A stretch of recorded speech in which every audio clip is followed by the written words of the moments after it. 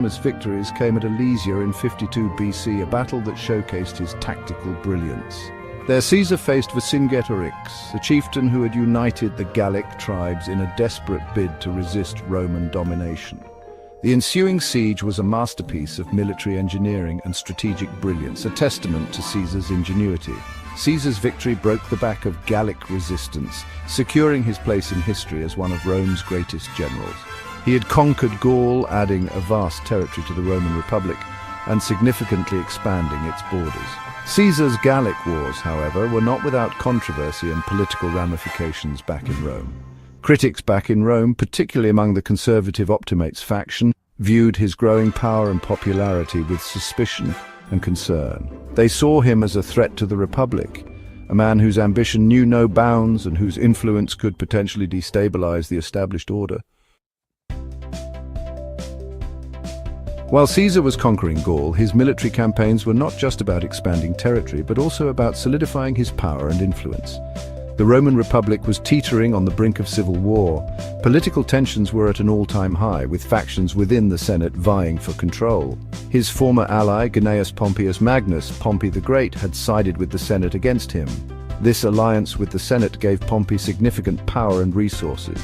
Ordered to disband his army and return to Rome to face charges of insubordination, Caesar faced a stark choice. The stakes were incredibly high. To comply meant political oblivion, possibly even death.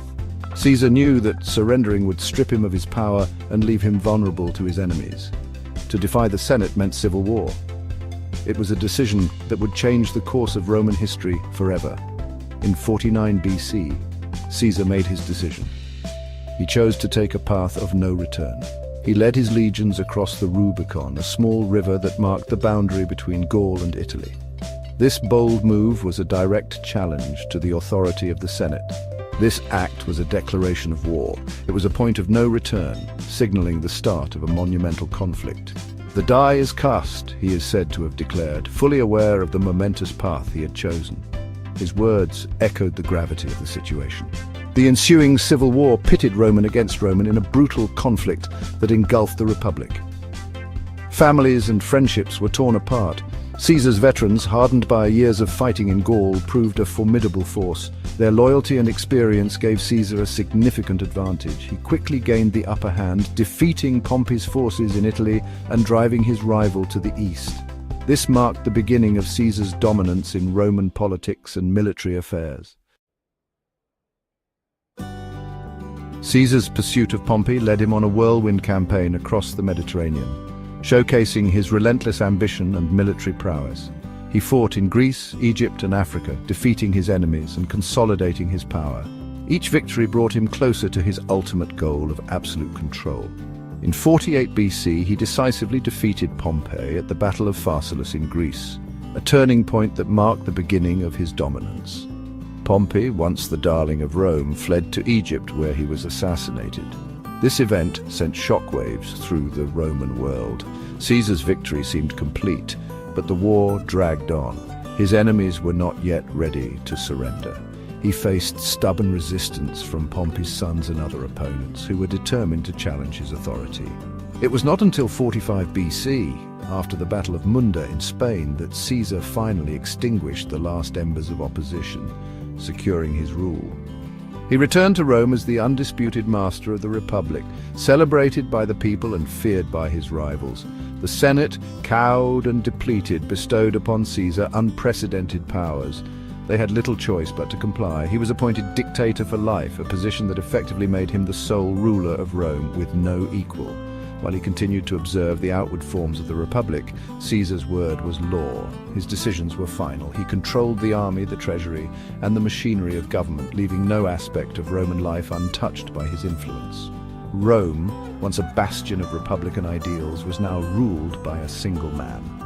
The era of the Republic had ended and the age of Caesar had begun. Caesar's reign as dictator was marked by a flurry of reforms. You see, he understood that the Republic, plagued by corruption and inefficiency, needed radical change.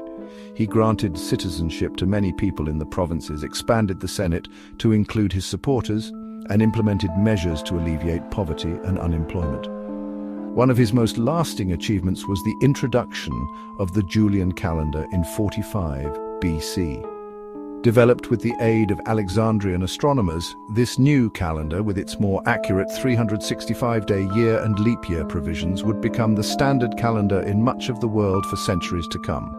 Despite his many accomplishments, Caesar's rule was not without its critics. His autocratic style and disregard for traditional norms alienated many in the aristocracy. They whispered of tyranny, fearing that he sought to make himself king. While Caesar refused the crown on at least one occasion, the seeds of discontent were sown. As Caesar consolidated his power, a conspiracy brewed in the shadows. A group of senators, led by Marcus Junius Brutus and Gaius Cassius Longinus, plotted to assassinate him. Motivated by a mix of personal ambition and a belief that Caesar's rule spelled the end of the Republic, they decided to act. On March 15th, 44 BC, the Ides of March, Caesar entered the theatre of Pompeii where the Senate was meeting. As he sat down, the conspirators surrounded him, their daggers drawn. Caesar, caught off guard, fought back, but was overwhelmed by their numbers. He fell to the ground, stabbed 23 times, his blood staining the marble floor. The assassination of Caesar sent shockwaves through Rome. The conspirators, hoping to be hailed as liberators, misjudged the mood of the people. The masses, who had benefited from Caesar's reforms and admired his leadership, were outraged by his murder. Rome once again teetered on the brink. Julius Caesar's life was tragically cut short, but his impact on history was profound. He was a brilliant general, a shrewd politician, and a visionary leader who left an indelible mark on Rome and the world. His military conquests expanded the Republic's territory and power, while his reforms addressed some of its long-standing problems. Caesar's legacy is complex and often contradictory. He was a champion of the people, yet he ruled as a dictator. He strengthened the Roman state, yet his actions ultimately led to its transformation from a republic into an empire. He was a man of immense talent and ambition, flawed like any human, but one who helped shape the course of history. The assassination of Caesar did not save the Republic. Instead, it plunged Rome into another period of civil war. Caesar's adopted son, Octavian, later known as Augustus, emerged as the victor. Through a combination of political acumen and military might, Augustus outmaneuvered his rivals, including Mark Antony and Cleopatra of Egypt.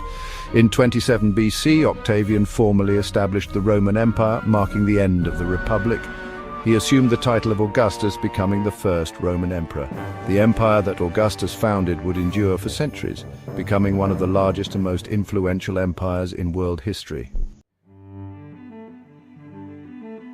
Julius Caesar's life and death were pivotal moments in the history of Rome. He was a product of his time, a man of extraordinary ability who rose to prominence in a period of great upheaval. While his ambition ultimately led to his downfall, his actions helped shape the destiny of Rome, transforming it from a republic into an empire. His legacy continues to fascinate and inspire, reminding us of the enduring power of ambition, the allure of power, and the fragility of even the most powerful states.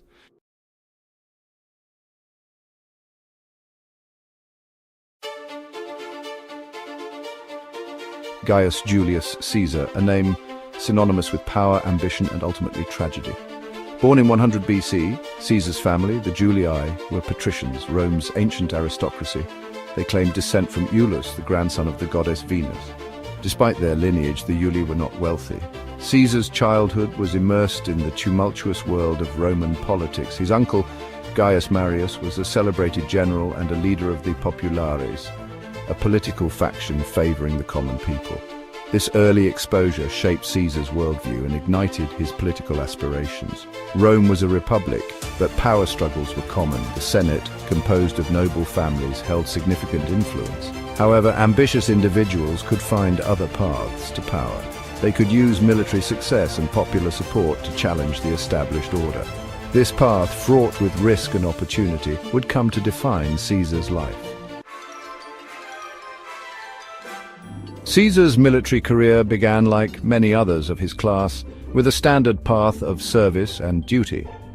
He served with distinction in various campaigns, proving himself a capable soldier and a leader who could inspire his men. However, it was his appointment as governor of Gaul, modern-day France, that would truly forge his legend and set him apart from his peers. Gaul, a vast and fertile land, was inhabited by fiercely independent tribes, each with its own customs and leaders. It was a challenging command, but for Caesar, it was an opportunity to demonstrate his strategic genius and expand Rome's influence. For almost a decade, Caesar waged relentless war against the Gauls, showcasing his military prowess and determination. He was a brilliant tactician and a charismatic leader who inspired his legions to achieve the impossible. His campaigns, meticulously documented in his own writings, are studied by military minds even today, offering insights into his strategies and decisions. From the dense forests of Germania to the distant shores of Britain, Caesar's name became synonymous with Roman might and ambition. One of his most famous victories came at Alesia in 52 BC, a battle that showcased his tactical brilliance. There Caesar faced Vercingetorix, a chieftain who had united the Gallic tribes in a desperate bid to resist Roman domination. The ensuing siege was a masterpiece of military engineering and strategic brilliance, a testament to Caesar's ingenuity. Caesar's victory broke the back of Gallic resistance, securing his place in history as one of Rome's greatest generals. He had conquered Gaul, adding a vast territory to the Roman Republic and significantly expanding its borders. Caesar's Gallic wars, however, were not without controversy and political ramifications back in Rome. Critics back in Rome, particularly among the conservative Optimates faction, viewed his growing power and popularity with suspicion and concern. They saw him as a threat to the Republic, a man whose ambition knew no bounds and whose influence could potentially destabilize the established order. While Caesar was conquering Gaul, his military campaigns were not just about expanding territory, but also about solidifying his power and influence. The Roman Republic was teetering on the brink of civil war. Political tensions were at an all-time high, with factions within the Senate vying for control. His